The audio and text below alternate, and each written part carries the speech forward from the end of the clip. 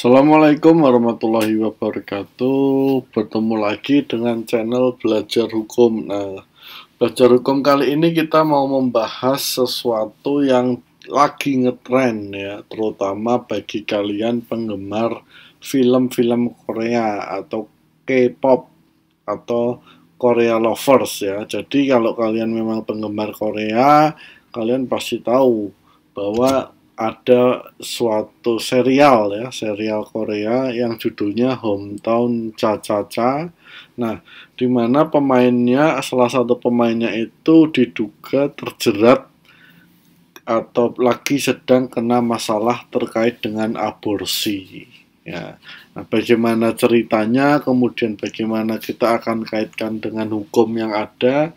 Nah, kita akan coba sampaikan atau bahas di video kali ini. Nah, mudah-mudahan ini bisa memberikan tambahan informasi atau insight bagi kalian yang sedang menonton. Ya.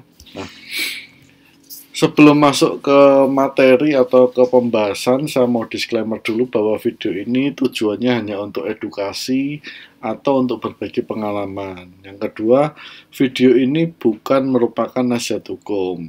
Nah, yang ketiga, video ini bisa jadi sudah out of date karena adanya perubahan-perubahan di masa mendatang terkait dengan isi atau konten dari video ini, sehingga kalau ada perubahan terkait kontennya bisa jadi sudah nggak up to date lagi isi dari video ini ya. Nah, bagi kalian yang mau diskusi atau konsultasi lebih lanjut terkait masalah hukum, kalian bisa klik di link yang sudah kami sampaikan, yaitu tinyurl.com/ambekdharma ya. Silahkan itu diklik, nanti kita bisa konsultasi atau diskusi lebih dalam mengenai permasalahan hukum yang ada.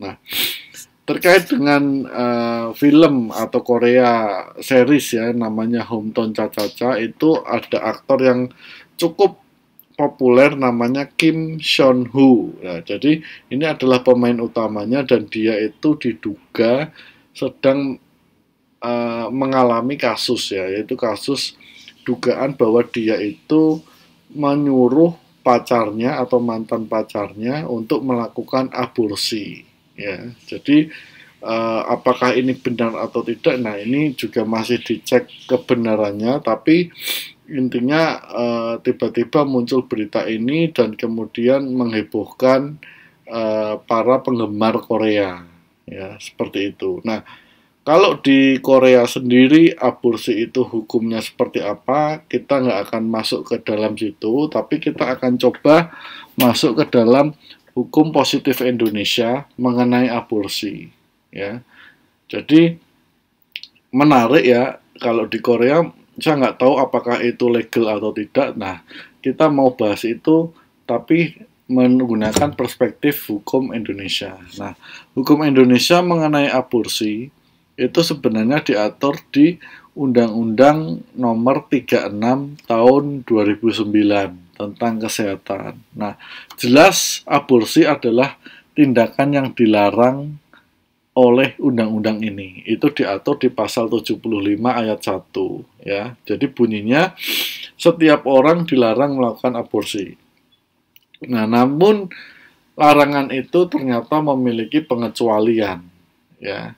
Nah, pengecualiannya itu diatur dalam ayat 2-nya. Ada dua hal pengecualian. Yang pertama adalah adanya indikasi kedaruratan medis yang dideteksi sejak usia dini kehamilan, baik yang mengancam nyawa ibu dan atau janin, yang menderita penyakit genetik berat dan atau cacat bawaan, maupun yang tidak dapat diperbaiki sehingga menyulitkan bayi tersebut hidup di luar kandungan.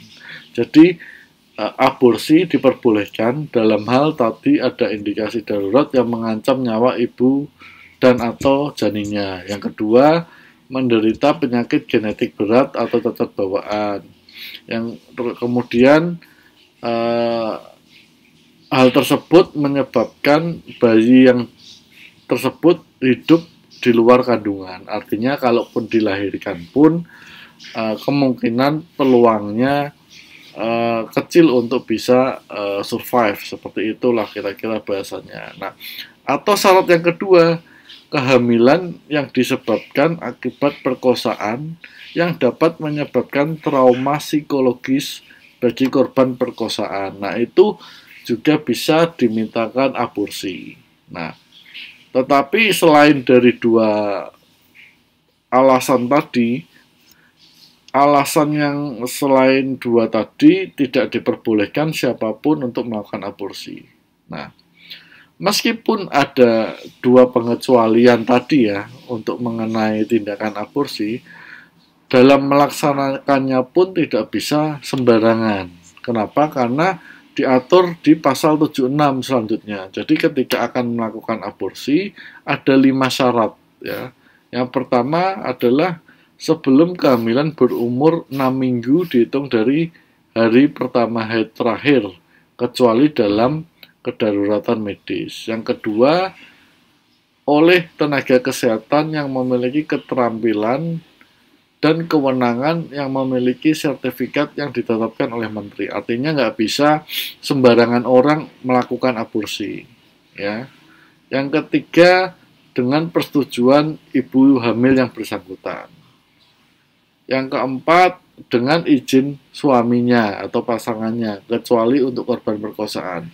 Dan yang kelima, dilakukan oleh penyedia layanan kesehatan yang memenuhi syarat yang ditetapkan oleh menteri. Artinya, ketika mau melakukan aborsi karena pasal 75 ayat 2, ya harus memenuhi syarat ini. Anda nggak bisa, atau aborsi nggak bisa dilakukan di klinik-klinik yang memang tidak jelas. Ya, dilakukan oleh tenaga medis yang tidak jelas sertifikasinya. Itu juga nggak boleh, karena ada syaratnya.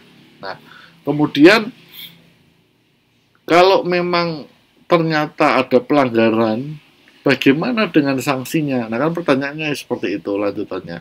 Oke nih, karena aborsi sudah jelas dilarang di undang-undang, kemudian kalau ada yang melanggar gimana? Nah, yang melanggar ternyata ada sanksi pidananya.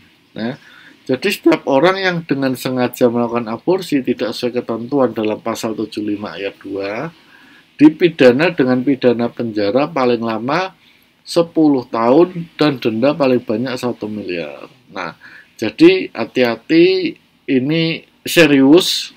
Jadi jangan bermain-main dengan hal seperti ini ya.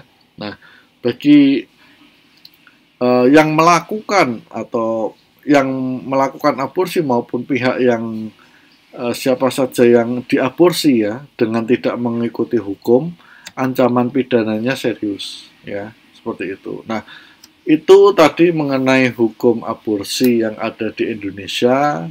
Mudah-mudahan bisa menambah wawasan bagi siapa saja yang menonton video ini. Kurang lebihnya saya mohon maaf. Kalau ada hal yang mau didiskusikan atau ada hal yang mau ditanyakan lebih lanjut, silahkan komentar di kolom komentar. Terima kasih sudah menonton. Saya akhiri. Assalamualaikum warahmatullahi wabarakatuh.